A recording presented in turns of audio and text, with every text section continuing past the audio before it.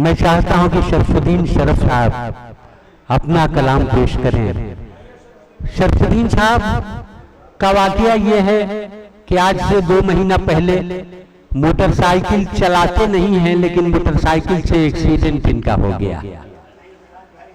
पीछे बैठे हुए थे, शायद अगर दीवार फांदते हुए उसका पैर टूट जाओ तो उसमें तौहीन नहीं है, लेकिन मोटरसाइकिल से गिर जाना शायर के लिए ये तौहीन की बात जरूर है। हमारे दोस्त हैं, अगर दीवार फांदते हुए इनका पैर टूट गया होता तो मुझे कोई शर्मिंदगी नहीं होती, लेकिन हमारे दरमियान है। बहुत खुशी की बात है कि अब इसके लायक हुए कि वो आए। एक रोज मैं इनसे मिलने इनके घर भी गया था और मालूम ये हुआ कि अब पता नहीं कैसे इनका पैर टूटा था, लेकिन कह तो रहे हैं कि मोटरसाइकिल से गिर करके ही। लेकिन उसी दरमियान उन्होंने कहा कि साहब एक फोटो हमारे साथ आप खिंचवा लीजिए, हमारे घर के लोग देखना चाहते हैं। मैंने कहा कि तो अकेले मेरा फोटो खिंचवाइए, आप उसमें शामिल रख के क्या करेंगे।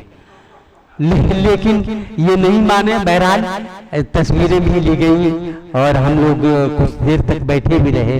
ये ऊपर वाले का करम है कि धीरे धीरे ये इसके लायक हुए कि अब वो नीचे से ऊपर भी चढ़ के आ गए और अपना कलाम पेश करेंगे। मैं चाहता हूँ कि 2 महीने से वो बेड पर सोए हुए थे, आज इतनी टॉनिक इनको दे दी जाए कि जिससे इनको ये लगे कि ये पैर का चोट जो है वो कम हो गई। जनाब शरफुद्दीन शरफ से गुजारिश है कि वो आए और अपना कलाम पेश करें। एक बार तालियों से इनका इस्तकबाल करें।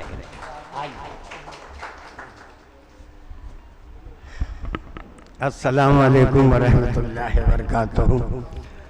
मुअज़्ज़ज़ हज़रात,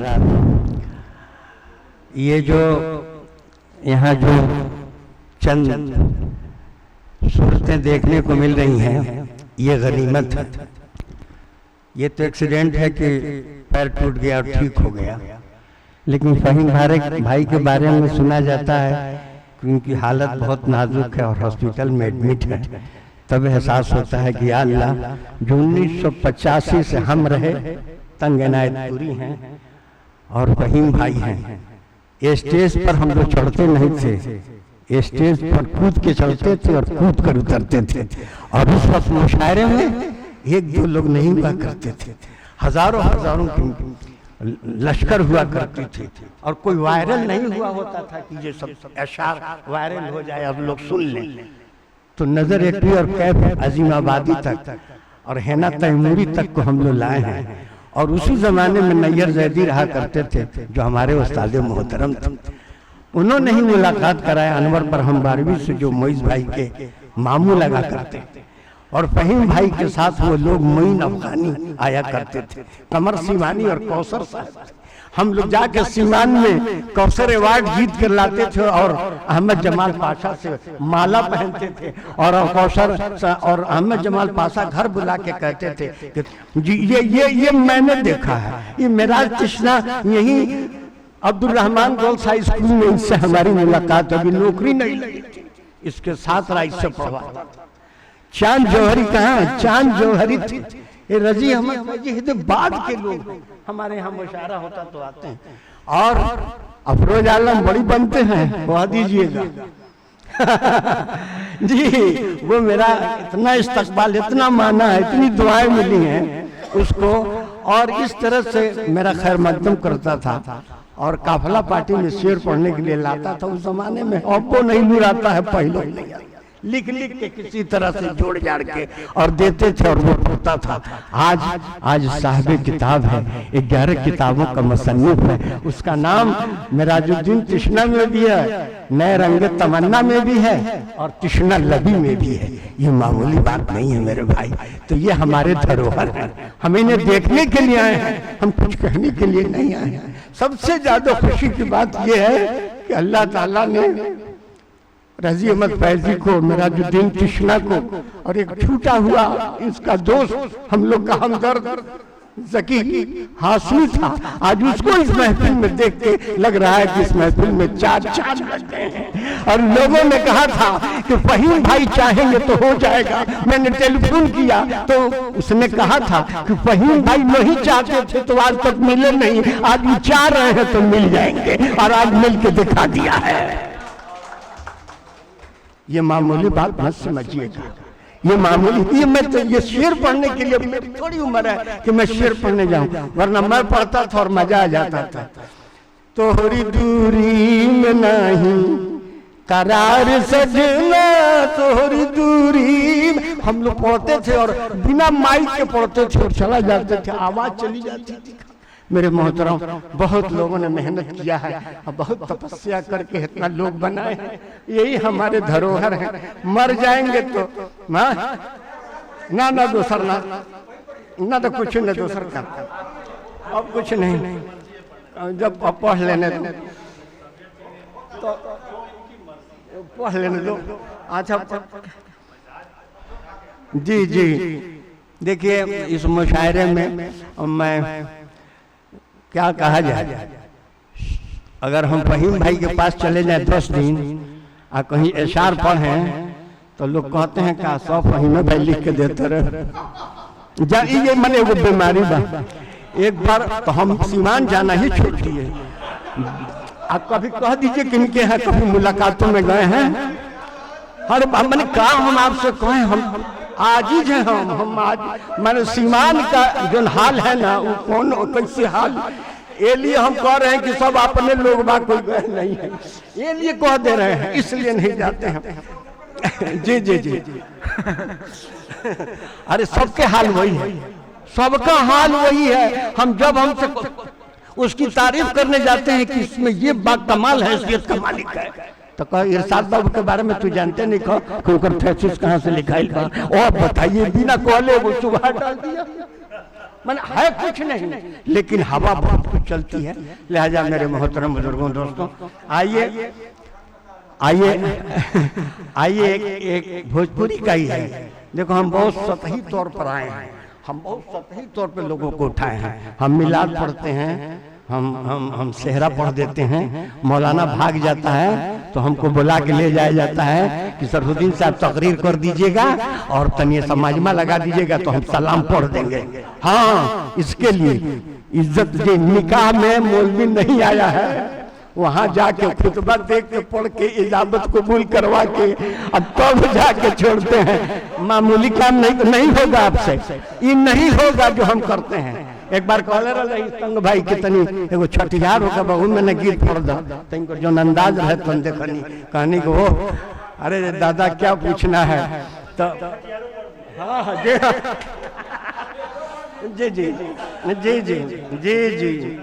आइए एकदम ताजा भोजपुरी में लिखे हैं मधुसूदन भाई, हाल देखिएगा।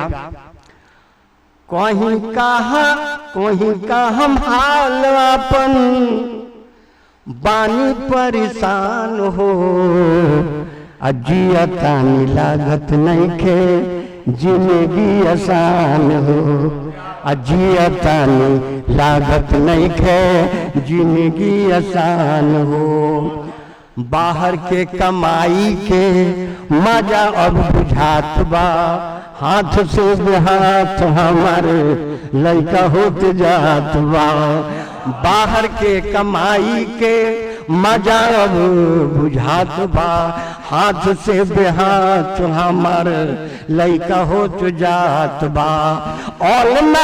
ऑनलाइन रहेला, अरे ऑनलाइन रहेला, चैटिंग पर ध्यान बा, जिया तानी लागत नहीं खे जिंदगी आसान बा, जिया तानी लागत नहीं खे जिंदगी आसान बा। नशा खातिर बैठल बा यार संग खाड़ी में, नन्हुआ बुलावतावे आव बसवाड़ी में। जी मैंने ये एकदम सच्चाई दे रहा हूँ आप तक। नशा खातिर बैठल वाले यार संग खाड़ी में, नन्हुआ बुलावतावे आव बसवाड़ी में। गबरू जैसन बेटा हमार, अरे गबरू जैसन बेटा हमार होता जियान हो, अजियता नहीं लागत नहीं के जिंदगी आसान हो। अब तो लड़का जानता भी नहीं है कि मार भी कुछ होता है, पहले चलता था। वह दिन निमन रहे मार भात खाई सन, और भोरे उठ खुरपी लेके आलू कोड़ जाई सन। वह दिन निमन रहे मार भात खाई सन, भोरे उठ खुरपी लेके आलू कोड़ जाई सन। रुखल सुखल खाई सन और रहे गुसान हो, जियता नहीं लागत नहीं के जिंदगी आसान हो। हमारे गांव में एक आदमी का खेत लिखाया आज से 20 साल पहले, तो छोटका ने कमा के अब बड़का के दिया पैसा के खेतवा लिखवा ला। वो खेत उसने अपने नाम से लिखवा लिया। 20 साल के बाद जब कागज देखा गया कि भैया भैया कागजवा देवो, तो देखा कि अरे तो बड़का भैया के नाम से बा, तो ये हमार होई नु, तो ना इतहार कुछ नहीं, तो हमरे नाम से हो, तो पैसा तो हम दिले रहनी, तो कॉलेज में से इकट्ठा ले लिया। क्या बात है, वो पंचायत करा रहा। अब कहिए छोटका के कमाई हवे नाम बड़का के लिखाइल बा, अब बड़का के रोहन देख छोटका डेराइल बा, और बड़का के रोहन देख छोटका डेराइल बा। रोजा बनी माजबा, अरे रोजा बनी माजबा, कहाँ बेईमान हो, अजियता नहीं लागत नहीं के जिंदगी आसान हो। छोटका के कमाई हवे नाम बड़का के लिखाइल बा, अब बड़का के रोहन देखो छोटका डेराइल बा। रोजा बनी माजबा, कहाँ बेईमान हो, अजियता नहीं लागत नहीं के जिंदगी आसान हो। और एक आखिरी है, सुन लीजिए। एकजुट कमाई से एक भाई ने क्या किया कि पैसा सब कमा के एक भाई को देते गए। वो भाई क्या किया कि वो खेतवा जो है मुहर्दा में अपने मेहरारू से लिखवा दिया। अब भौजैया को दिया खबरदार हम देवे न करें। अब पंचायत इसके लिए हो रहा है, अब पंचायत हो रहा है कि तो उसमें लिखा गया है एकजुट कमाई से महरदैन में लिखाइल भा। अब भौजी के चलते जनिहा मामला झुराइल बा। एकजुट कमाई से महरदैन में लिखाइल बा, अब भौजी के चलते जनिहा मामला झुराइल बा। भैया चुपचाप बाड़े, अरे भैया चुपचाप बाड़े, अब भौजी सिनतान हो, अजियता नहीं लागत नहीं के जिंदगी आसान हो, जियता नहीं लागत। बहुत बहुत शुक्रिया। दुआ कीजिए इन लोगों के लिए कि अल्लाह ताला बाहयात रखे, सेहतयाब।